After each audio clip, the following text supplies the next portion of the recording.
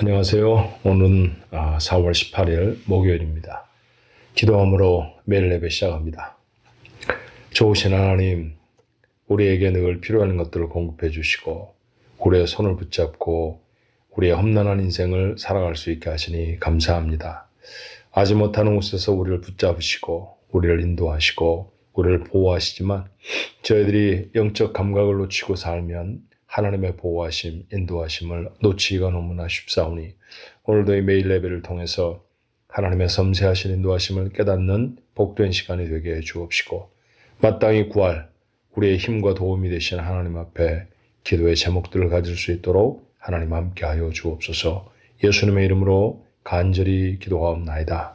아멘. 오늘 함께 부를 찬송은 찬송가 209장입니다. 이 세상 풍파 심하고 라고 하는 찬송이에요. 정말 살아가면서 이런저런 모양의 풍파와 어려움들이 많죠. 하나님의 도우심이 아니시면 감당할 수가 없습니다. 하나님의 도우심을 간절히 소망하면서 우리 209장 함께 찬송합니다.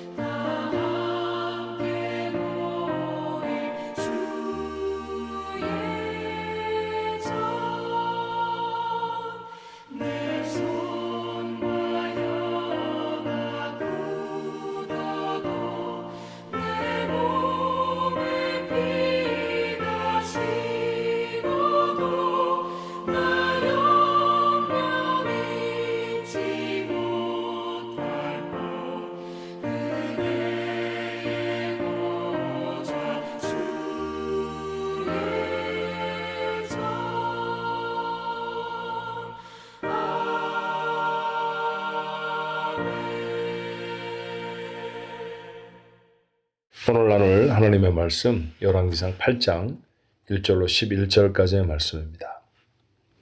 열왕기상 8장 1절로 11절의 말씀 우리 한 목소리로 같이 읽을까요?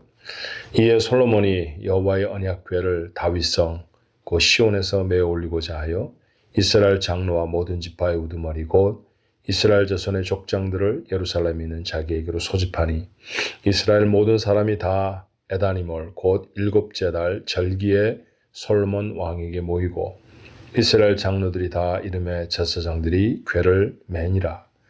여호와의 궤와 회막과 성막 안에 모든 거룩한 기구들을 메고 올라가되 제사장과 레위 사람이 그것들을 메고 올라가매 솔로몬 왕과 그 앞에 모인 이스라엘 회중이 그와 함께 그 궤 앞에 있어 양과 소로 제사를 지냈으니 그 수가 많아 기록할 수도 없고 셀 수도 없었더라. 제사장들이 여호와의 언약궤를 그 초소로 메어 드렸으니 곧 성전의 내소인 지성소 그룹들의 날개 아래라. 그룹들이 그 궤 초소 위에서 날개를 펴서 궤와 그 채를 덮었는데 채가 길므로 채 끝이 내수 앞 성소에서 보이나 밖에서는 보이지 아니하며 그 채는 오늘까지 그곳에 있으며 그 궤 안에는 두 돌판 외에 아무것도 없으니 이것은 이스라엘 자손이 애굽 땅에서 나온 후 여호와께서 저희와 언약을 맺으실 때 모세가 호렙에서 그 안에 넣은 것이더라. 제사장이 성소에서 나올 때 구름이 여호와의 성전에 가득하며 제사장이 그 구름으로 말미암아 능히 서서 섬기지 못하였으니 이는 여호와의 영광이 여호와의 성전에 가득함이었더라. 아멘. 본문은 드디어 솔로몬이 성전 건축을 마치고 하나님 앞에 이 성전을 드리는 헌당식이라고 표현하면 어떨까요? 그런 귀한 예식을 시작하고 있는 모습을 보여줍니다. 하이라이트는 법궤를 성전에 들여오는 것이죠. 이 법궤가 무엇인가요? 십계명에 들어있는 작은 나무 상자입니다. 그렇지만 그것이 작은 나무 상자로 갖는 의미는 대단히 컸습니다. 그건 하나님의 임재의 상징이었죠. 여러분이 아는 바와 같이 왕이 없었을 때 이스라엘 백성이 블레셋과 전투를 할 때 그 전투에 졌을 때가 있었죠. 그 전쟁에 승리하기 위해서 그들은 법궤를 전쟁터로 옮겨옵니다. 그때 이스라엘의 전쟁을 도두는 자는 당시의 대제사장이었던 엘리의 두 아들 홈니와 비느하스라고 하는 사람들이었어요. 궁여지책으로 법궤를 들여왔는데 상대방의 표현이 재밌습니다. 저들의 신이 저들에게로 왔도다. 법궤가 도착했는데 하나님이 오신 것으로 생각을 했어요. 근데 그 전쟁에 집니다. 그리고 법궤는 블레셋 사람들 손에 들어가게 되죠.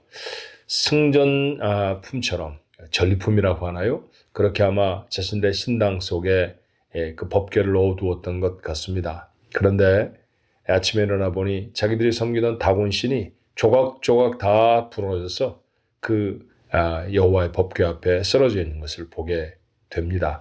이와 같이 법궤는 그저 나무 상자 그 안에 담겨져 있는 십계명 이런 것들의 의미가 아니라 하나님의 임재의 상징이었고 때때로 그 하나님의 임재의 상징으로서의 능력을 보여주시는 귀중하고 소중한 것이기도 했습니다. 그러니 그 성전 가장 내소, 지성소라고 부르죠. 성소 중에 성소라고 하는 뜻입니다. 그 안에 바로 이 법궤를 안치하는 것이 이 성전의 봉헌식, 헌당예식의 가장 하이라이트가 되었습니다. 그런데 여러분, 오늘 이 말씀을 보면 우리가 주목해야 될 만한 몇 가지가 있어요. 첫 번째는 뭐냐면요. 솔로몬이 이 일을 하면서 철저하게 하나님의 말씀대로 했다라는 것이죠. 그는 아마 아버지 다윗의 실패를 기억했을 것입니다. 말씀드렸던 것처럼 법궤는 얼마 동안 블레셋에 빼앗겼던 적이 있었거든요. 다윗이 나라를 통일하고 조금 안정적이 되어졌을 때 성전에 아직 성전으로 만들어지진 않았지만 하나님을 예배하는 자리로 그 법궤를 모셔올 마음이 있었습니다. 그래서 그 법궤를 모셔오기로 시도를 하죠. 많은 사람들을 동원했고 찬송도 불렀는데 그런데 실패를 합니다. 소가 끄는 수레에 실어서 오던 법궤가 그만 소가 무엇을 보았는지 깜짝 놀랐고요. 놀라서 펄쩍 뛰니 그 수레에 실려있던 법궤도 흔들려 땅에 떨어질 뻔했습니다. 그동안 그 법궤를 모셔왔던 우사라고 하는 사람, 그는 제사장은 아니었습니다만 그동안 잠시 그렇게 성전에 이 법궤의 보관자가 되어져 있었던 것이죠. 그 우사가 바닥에 떨어질 뻔한 법궤를 두 손으로 붙잡습니다. 근데 하나님이 그 잘한 일 같은 그 일을 보고 분노하셔서 우사를 그 자리에서 죽이셔요. 다윗이 깨닫습니다. 이건 뭔가 잘못됐다. 그래서 법궤를 모셔오던 행차를 그 자리에서 멈추고 잠시 궁으로 들어가 무엇이 잘못됐는지 생각했을 것입니다. 생각만 한 것이 아니라 이 법궤를 어떻게 처리하고 어떻게 간수해야 되는지에 대한 아마 문헌을 성경 말씀이겠죠. 찾아보았던 것 같아요. 구약 성경에는 아주 잘 기록이 되어져 있었습니다. 다른 것들은 모르지만 성소 안에 있는 것들은 소나 말이 끄는 그런 수레에다 실을 수가 없었어요. 제사장들이 반드시 어깨로 메워서 옮겨야 했습니다. 무엇이 잘못됐는지 알았던 다윗이 두 번째는 제사장들을 동원해 그 법궤를 어깨로 메어 오도록 합니다. 그때에서야 아무런 어려움이 없이 법궤가 다윗 궁으로 들어가게 되어졌다는 사실을 우리는 이전의 기록들을 통해서 압니다. 솔로몬도 그 사실을 기억했던 것 같아요. 그래서 오늘 보니 3절, 4절에 반복해 나타나는 말씀이 있죠. 이스라엘 장로들이 다 이름에 제사장들이 궤를 메었다라고 했고요. 4절의 말씀에도 보니까 모든 거룩한 기구들을 메고 올라가되 제사장과 레위 사람들이 그것을 메고 올라갔다라고 했습니다. 말씀대로 했다라는 것이죠. 어떤 일을 할 때 이처럼 하나님의 말씀대로 하는 일은 참 중요합니다. 성전 안에 법궤를 옮겨오는 것과 같은 큰 일에만 말씀대로 하는 것이 필요한 것이 아니고요.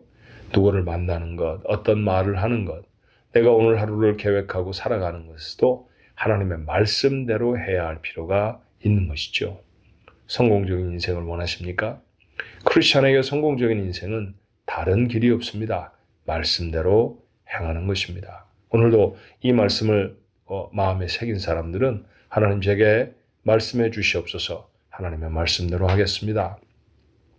하나님은 기록된 말씀을 우리에게 다시 상기시키시고 깨우쳐 주심으로 당신의 길을 인도하실 때가 참 많아요. 그래서 성경 말씀을 암송하고 많이 읽어두고 그리고 묵상할 때마다 그 말씀을 마음에 담아두는 것은 참으로 중요한 일이라 할 것입니다. 오늘 여러분의 마음에 담긴 하나님의 말씀은 무엇입니까? 그 말씀대로 행하십시오. 그러면 오늘 하루를 살아가는 여러분의 삶에 승리가 있을 것입니다. 뿐만 아니라 오늘 한 날의 승리가 여러분의 인생에 놀라운 승리가 될 줄 누가 알겠습니까? 그 거룩한 승리를 이루게 되시기를 바랍니다. 두 번째로 우리가 주목해야 할 것은 이와 같은 일들 하나님의 말씀에 맞게 잘 감당했더니 여호와의 영광이 그 성전에 가득했다는 것이죠. 사실 하나님은 영으로 계시기 때문에 안 계신 곳이 없습니다. 좀 어려운 표현 해보면 무소부재라고 말하죠. 하나님이 계시지 않는 곳은 없다. 그래요. 우리의 집에도 계시고 심지어 내가 홀로 있는 곳 그런 곳에서도 계시고 자동차 안에도 하나님은 함께 하십니다. 하나님이 아니 계시는 곳이 어디 있겠습니까? 그런데 오늘 성전을 지어두고 그 예배의 초소를 하나님 앞에 헌당했을 때 가정에서 또는 개인적으로 살아가던 그 삶의 자리에서 나타나지 아니하던 하나님의 영광이 그 성전에 가득했다는 것이죠. 다른 곳과는 다른 곳으로 하나님이 축복하시는 모습을 보게 됩니다. 이것이 바로 예배 장소가 갖는 영광스러움입니다. 오늘 이 말씀을 통해 오늘 하루를 살아가는 우리들에게 교훈이 된다고 하면 어떤 말씀이 될까요?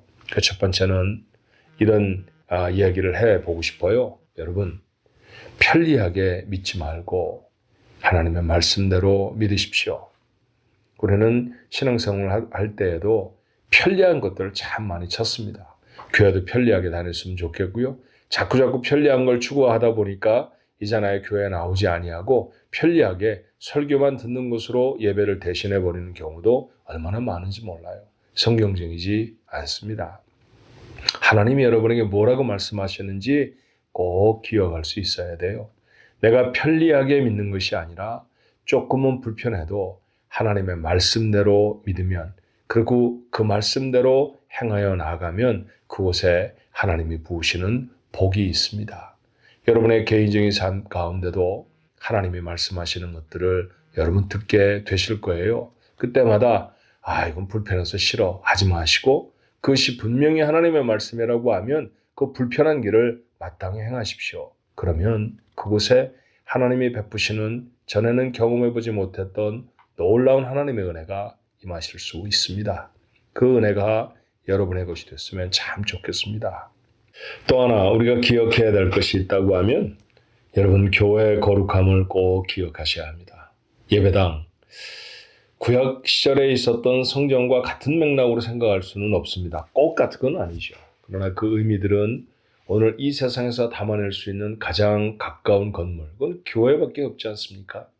하나님을 예배했던 그 유일무이한 그런 그 성소, 그 성전의 모습은 오늘 이 땅에 편만한 교회들이 대신하고 있다는 사실을 기억해야 합니다. 예배당에 올라오셔야 합니다. 오늘 이 매일 예배 같은 그런 예배는 우리가 흩어져 매일을 살아가면서 하나님의 성전에 올라오기가 좀 불편해. 오늘 이렇게 매일 예배를 통해 영상을 통해 예배하게 되지만요. 그러나 여러분 주일 예배만큼은 하나님의 전에 올라와 예배해야 합니다. 그것이 바로 성경에 기록된 말씀이잖아요. 모이기를 패하는 자들의 어떤 습관같이 하지 말라고 신약 성경의 기자도 우리에게 권면하고 있지 않습니까? 특별히 여러분 한 가지 더 잔소리를 하자면요. 오늘 매일 예배 틀어놓으실 때에도 만약 여러분이 텔레비전이 아니라 컴퓨터로 또는 전화로 이 영상을 보고 계시다고 하면 풀 화면으로 보셔야 합니다. 작은 화면으로 보면 옆에 다른 영상들 다 있죠. 아틀란타의 집값이 얼마이고 그 다음에 무슨 재미난 영화는 또 어떤 게 떠 있고 그런 조그마한 썸네일 화면들이 쭉 떠 있습니다. 예배하는 동안에도 여러분 계속해서 그것을 보게 되잖아요. 그래? 아틀란타는 집값이 얼마나 되나? 아이들을 키우는 데는 어떻게 하면 되나? 이게 두바이에 굉장히 많은 비가 왔다는데 이게 어떻게 된 일이야? 여러분 이런 관심을 끌면서 예배하게 된다고 하면 그 예배에 무슨 집중이 되겠으며 그 예배에 하나님의 거룩한 임재가 있겠습니까? 이 땅의 것들과는 다르게 구별되어져 있는 건물, 그것이 성전이었듯이 오늘날 이 땅에도 하나님을 예배하는 곳으로 구별된 것은 교회당입니다. 이곳에 올라와 예배하는 일에 여러분 열심을 갖게 되어지길 바랍니다. 그곳에서 예배할 때 솔로몬의 성전에 하나님의 영광이 가득했던 것처럼 여러분도 하나님의 영광을 경험하게 될 줄로 믿습니다. 이 한 주간 치열하게 영적으로 열심히 살아내다가 주일에는 하나님의 전에 같이 모이는 거예요. 그렇게 하나님을 찬송하고 예배할 수 있는 우리 가족들 모두가 되기를 바랍니다. 기도할까요? 하나님, 신앙생활을 하면서 어느덧 진실함보다는 편리함을 찾게 될 때가 많이 있습니다. 우리가 만약 그 둘 중에 하나를 선택할 수 있다고 하면 진실이 되어야 할 것입니다. 진실한 믿음으로 하나님 앞에 나아가게 하옵소서. 그리고 그것을 가늠하는 가장 중요한 표준은 하나님의 말씀입니다. 우리는 하나님의 말씀대로 하나님을 믿고 있습니까? 하나님이 말씀하신 것은 아무리 작은 것이라도 귀하고 중하게 우리의 가슴에 받고 있습니까? 그래야 할 것입니다. 그래야 진정한 믿음의 사람들입니다. 하나님 그런 모습의 성도들이 되어지도록 우리 주님 축복해 주시옵소서. 저희들이 팬데믹 동안 하나님의 전에 모여 예배할 수 없었습니다. 그래서 유튜브라고 하는 영상이라고 하는 하나님이 또 저희들이 허락해 주신 귀한 도구로 예배할 수 있었지요. 얼마나 감사했는지 모릅니다. 그러나 이제는 성전에 올라올 수 있음에도 불구하고 화면 뒤로 숨어버린 성도들이 적지 아니합니다. 하나님 이것은 옳은 모습이 아니지요. 당연히 성전에 올라올 수 있을 때 영상으로 대체한다는 것은 또 다른 편리주의 아니겠습니까? 내 맘대로 믿겠다는 얘기에 다름이 아닐 것입니다. 하나님 그런 모습에서 벗어나서 하나님 앞에 올라와 함께 모이게 하시고 예배하게 하옵소서.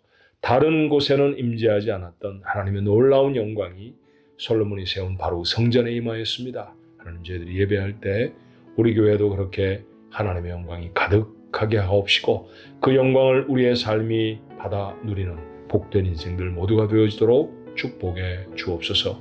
오늘 한 날을 살아갈 때에도 하나님이 내게 말씀하시는 것이 무엇인지 그것의 영적인 감각을 새롭게 해서 살아가게 하옵시고 그렇게 매일매일을 주님 원하시는 대로 살아가다가 주일이면 거룩한 성전에 함께 모여 하나님을 찬송할 수 있는 믿음의 백성들 모두가 되어지도록 축복해 주시옵소서. 예수님의 이름으로 간절히 기도하옵나이다. 아멘.